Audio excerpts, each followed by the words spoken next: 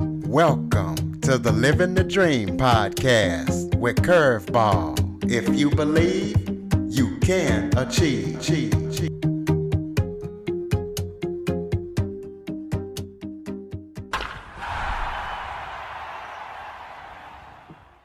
Hello and welcome to another episode of Living the Dream with Curveball. I'm your host, Curveball, and today I am joined by author and three-time cancer dancer, Corbie Mitleid. She's going to tell you all about herself and what three-time cancer dancer means. So, Corbie, thank you so much for joining me today. Oh, it's a pleasure to be here. Well, why don't you kind of give the audience a little background about yourself, maybe where you're from and how you got started and all the things that you're working on? All that stuff. Okay. Originally, I am Philly girl, actually right across the river in South Jersey, but born in Philly. Had a very checkered career: actress, author, inspirational speaker, legal assistant, video producer, graphic novel writer, executive recruiter. But what I've always loved since I was 18 was doing things like tarot and psychic medium and stuff like that. And I started it in 1973 when I was a senior in high school working at Spencer Gifts. And that's when they had Live and Let Die come out. So they had the James Bond 007 tarot deck and I bought it. And 5 years later, everybody else was moving over to disco balls and roller skates. I kept reading. And so just got my skills better and better, and more things happening to me, so that when I saw the towers burn on 9/11, I turned to my husband. I said, I need to do this work full time because people need to know there are other answers out there. He said, I believe in you, go do it. So that's what I do now, 6 days a week, clients all over the world, written my own books, been in other ones, all while I have dealt with things like previous divorces, poverty, and 3 times as a cancer dancer. Now, what's that? I don't say that I fought cancer, because what you fight fights back. And I do not say that I am a cancer survivor, because you hear the word survivor and you think about someone hanging on by teeth and toenails. I call myself a cancer dancer because I found out how graceful I could be under pressure. I avoided getting my toes stepped on, and I got off the dance floor in one piece and stayed married. So that's what a cancer dancer is. Much more positive attitude. So, what does it take to read those card decks? Is there some kind of training or some kind of special gift that you have to have, or how do you read people's future? Uh, Curveball, the one thing that I tell people all the time is I'm not special. You can do what I do. They're a tool, just like somebody. Let's take my husband. He's a brass man. He plays the tuba, he plays the sousaphone, he plays cornet, he plays trumpet. Those are the things he loves. You put him in front of a violin and he is not going to make nice noises. So when you do intuitive work, which is what I do, it's the same thing. I love tarot. I love the stories that the cards tell. I'm also a past life specialist. Somebody else is terrific at numerology and astrology, but for me, 1 and 1 is 3 on alternate Tuesdays. Don't give me anything that have to do with math. So can you learn the meanings of the cards? Well, of course, everybody starts out as a rookie.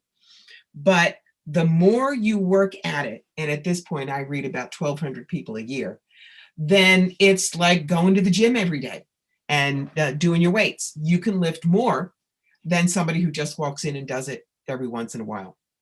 So the key is to just kind of open up. John Holland, the famous psychic medium, says, it's not your work. You're the tube that the information comes through. And I don't necessarily do people's fortunes like, you're going to meet a guy with blue eyes and a limp in a bar. What good does that do? I teach people how to ask empowering questions.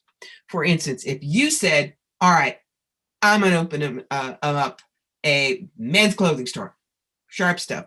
Am I going to be successful? I would look at you and say, and what if I said, no, you're going to lose everything and live in a box under a bridge? Wrong question. So I have what I call the entrepreneur spread, a card for you, a card for the energy around the business, the brick and mortar location to look for, how to market it, clients, competition, staff, finances, what you need to know, and best possible outcome. Now, you see, I've given you all the tools to put a rocket pack on your back and make it work. Because if you go to a psychic who says, oh no, I see it's a terrible business, I'm sorry, but you're going to fail unless you buy their $600 magic candle or they keep you online and you're always spending thousands of dollars with them to lift a block. That's the kind of stuff that gives psychics a bad name, and I warn people away from. That's why I wrote the book, The Psychic Yellow Brick Road, so that people could avoid the scam artists. Speaking of your books, let's talk about your books. Tell us all about them and give us kind of a preview of what we can expect if we purchase your Okay. book. Well, two of them are about the psychic stuff, and one of them is self-help, but let's do the psychic first. The book I was talking about is called The Psychic Yellow Brick Road, How to Find the Real Wizards and Avoid the Flying Monkeys. And I wrote that because there are a lot of people who'd really like to go see a psychic, but they don't want to learn psychic development themselves. But they need to know how to stay safe so they don't run into someone that says, oh, you have a family curse, and if you don't pay me $3,000, everyone's going to die in a car accident in 2 weeks. So it teaches you what we can do, we as psychics. It teaches you how to have a good session. Things like accept responsibility for your part in the session, state your intentions clearly, stay open. It tells you when to never have a reading.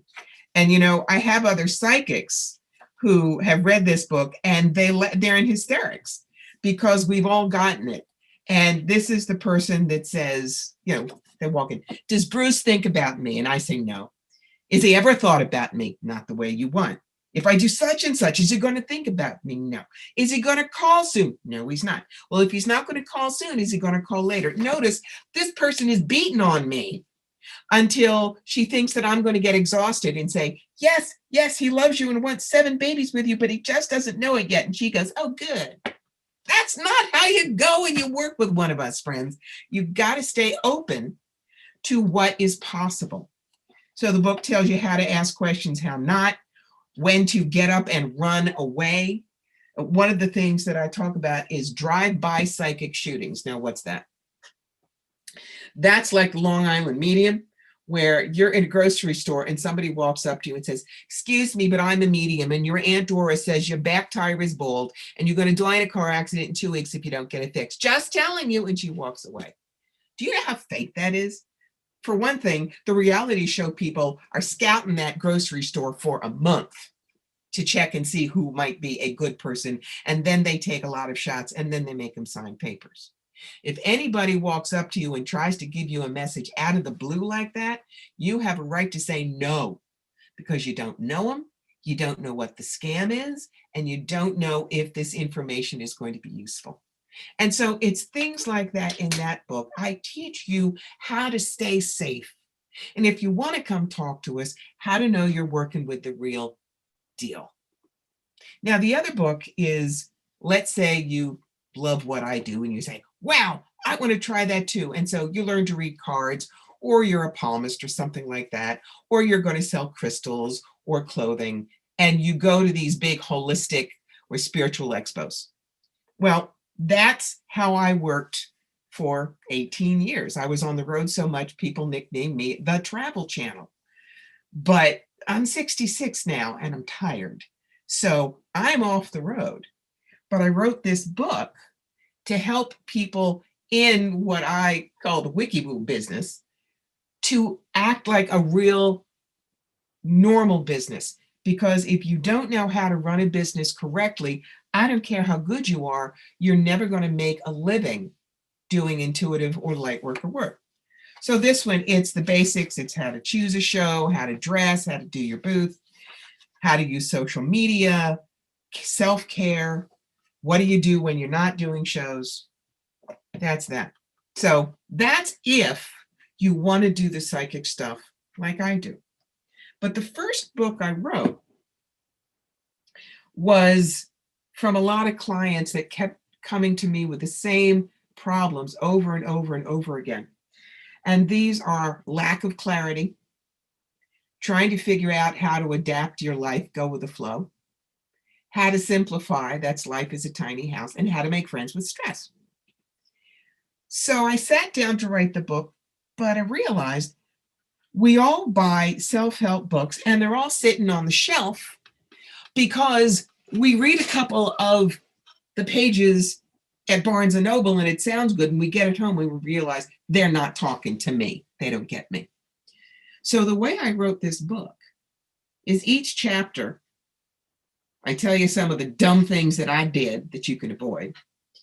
And then I talk about a client, and then I give you some things to think about. But the key is, at the end of each of these chapters, you've got what I call the adventure pages, which are questions that are open-ended. In other words, you can't get them wrong because they're based on your experience.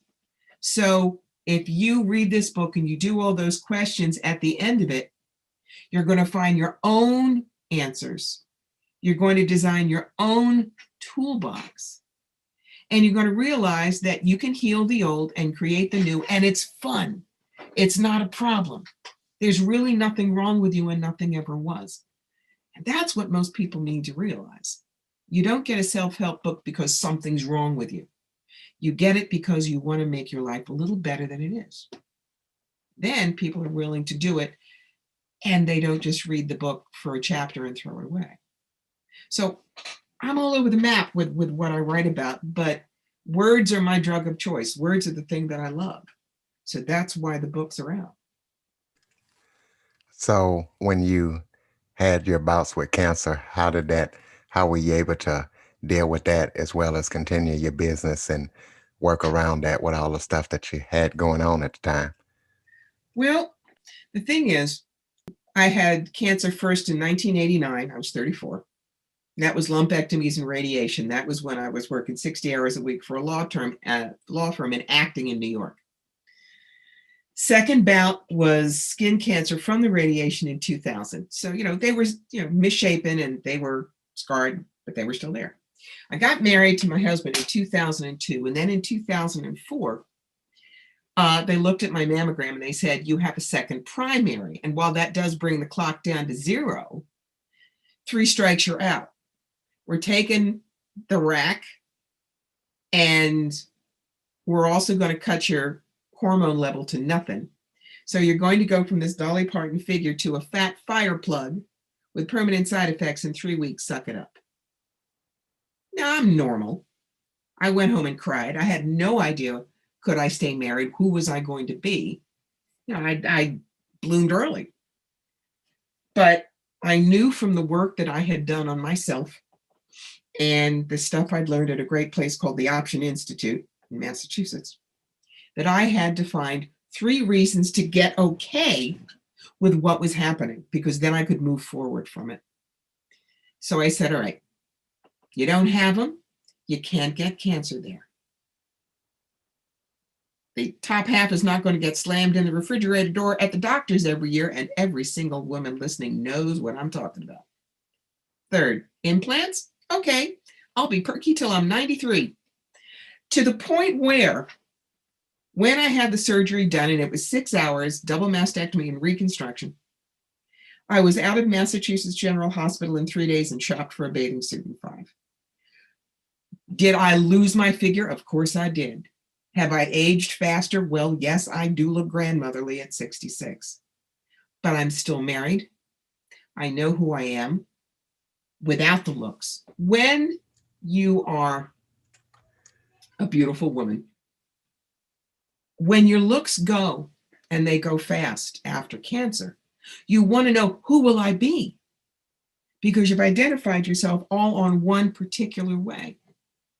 But I knew that I'd rather be alive, lose the looks, and find out who I was going to be on the other side. So that's what I teach other women now, that cancer's not only is it not a death sentence, doesn't have to be, but you will find out who you are on the other side. It is not you. No, I look very different than I did when my husband married me, but then he looks a little different too. We're in our 60s. We got married in our 40s. But the key is the more you run towards change, the more likely you are to be able to get through it and control what happens. If you want to run away from change, then it's going to follow you and trip you up and you don't have control. So you said you did some acting in New York. What kind of acting did you do? Were you a famous actor, or what kind of acting was it? Oh, darling, I wish. I was a theater major at Brown University, and I went to New York, and that was back when I had the Dolly Parton figure, which unfortunately was so Dolly Parton that I couldn't get cast because it's like you stand out in the background. So what I ended up doing a lot of is voiceover work, because I've got an unusual voice for a female, and I can do character voices and I can do dialects. And there's an old joke, she has a face for radio. Well, I had a body for radio. It wasn't going to work well. Maybe it would work well on stage, but not in film. And so I developed a real love for doing podcasts, doing audiobooks, things like that. And it has translated into what I do now, because I do lecture things like happiness is a choice, find your sentence of passion. And when I stand up in front of an audience and I talk to them, well, number one, I'm funny. I have a lecture called Psychics 101, The Good, the Bad, and the Cleos, that I have turned into stand-up comedy. And I did it at an open mic night, and the people that were there were dumbstruck. They didn't know I could be that funny, but I was. The key is when you get somebody to laugh, they lower their shields, they lower their energies, and you can get the information in that they need to know.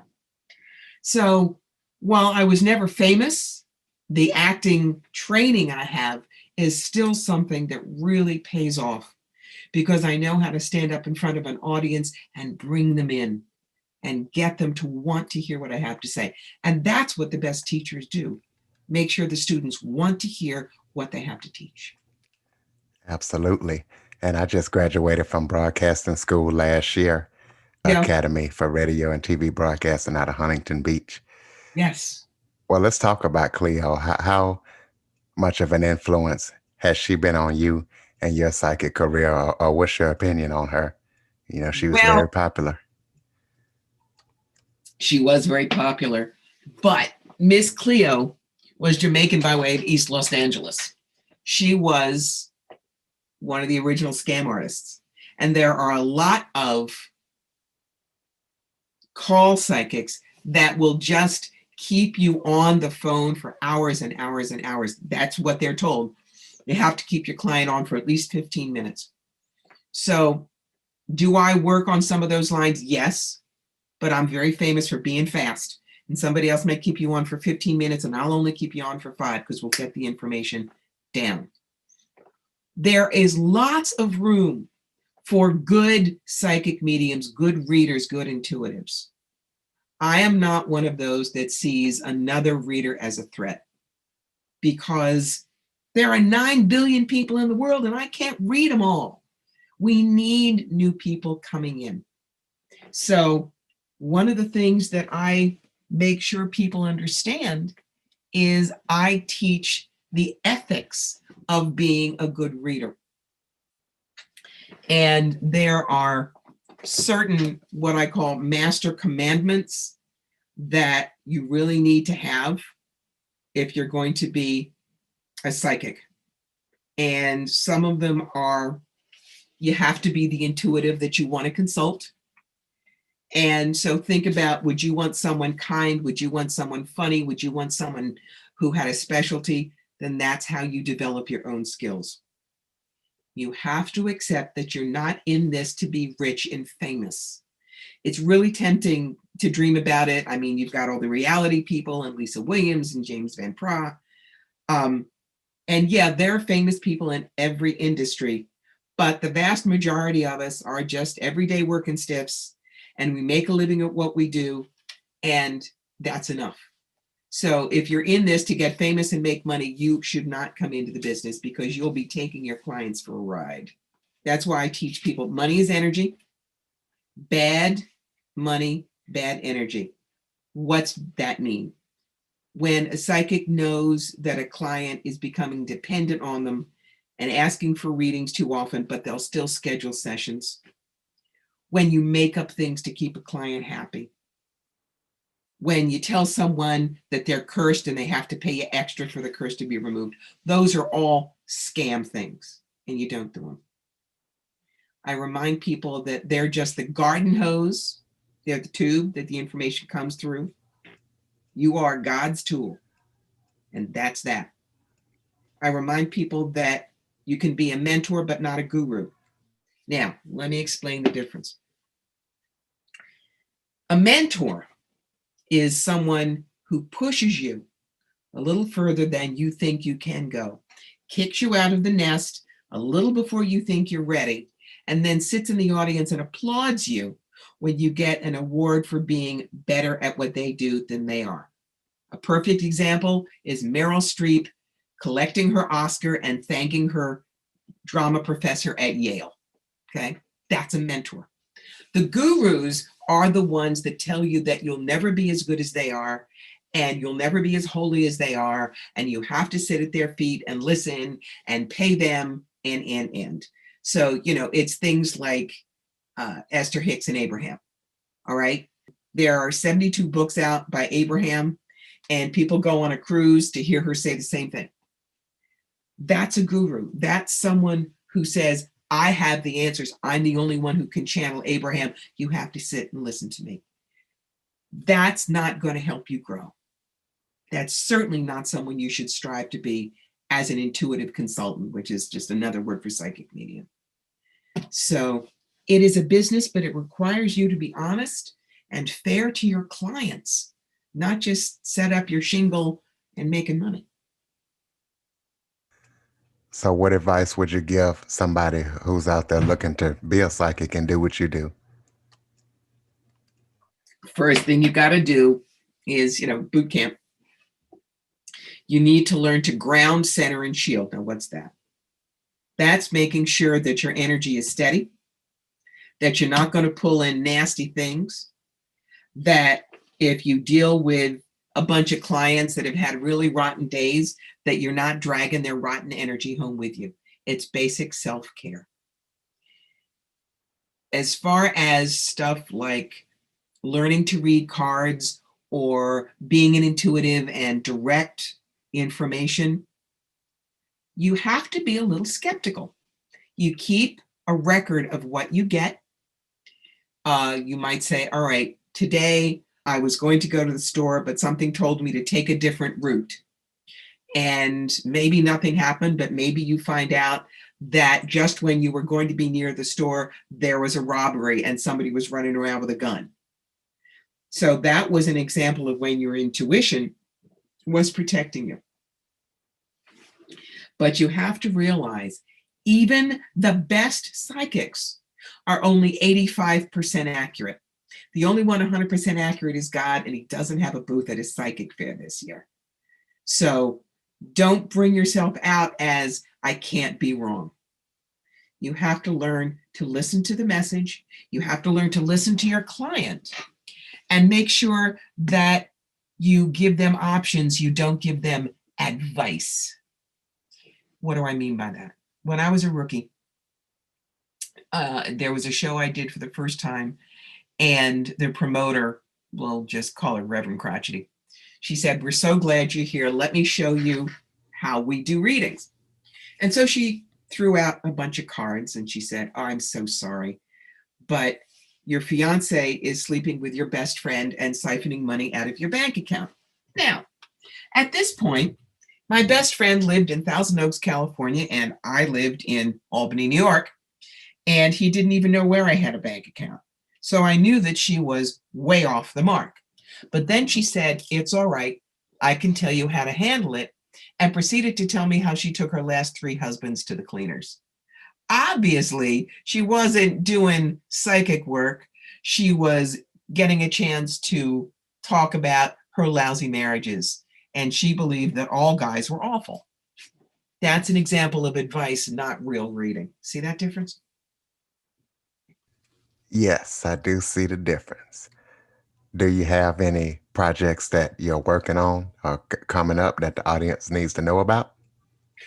Well, one of the things that I'm doing is I've got a podcast called Tea and Crones.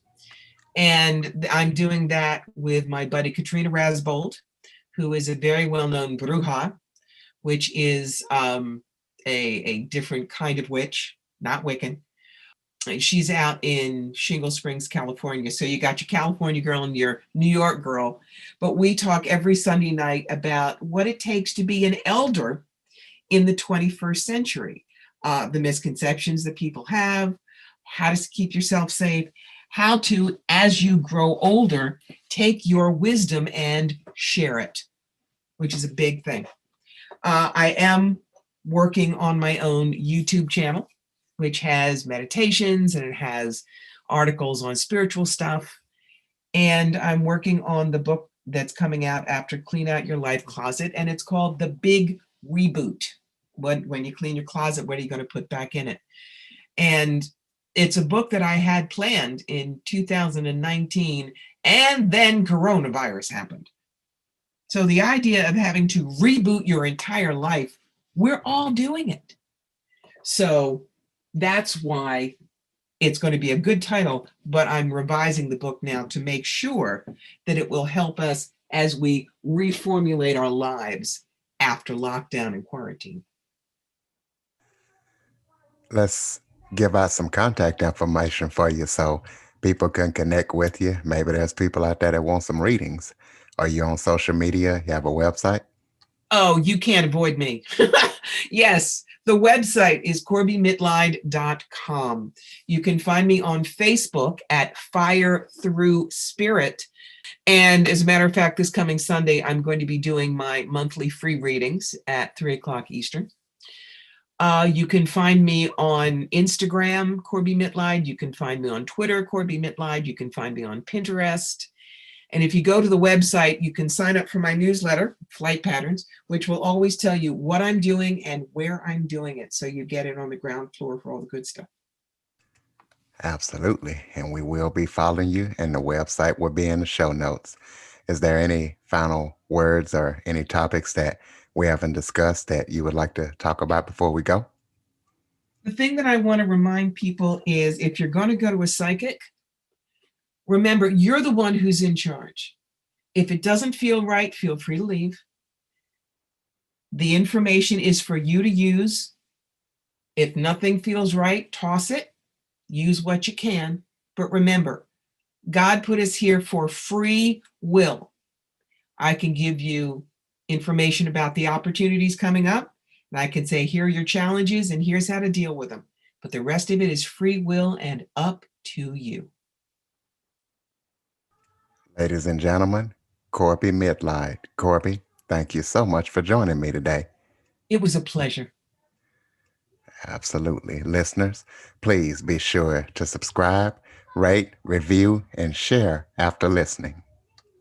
For more information on the Living the Dream podcast, visit www.djcurveball.com. Until next time, stay focused on living the dream.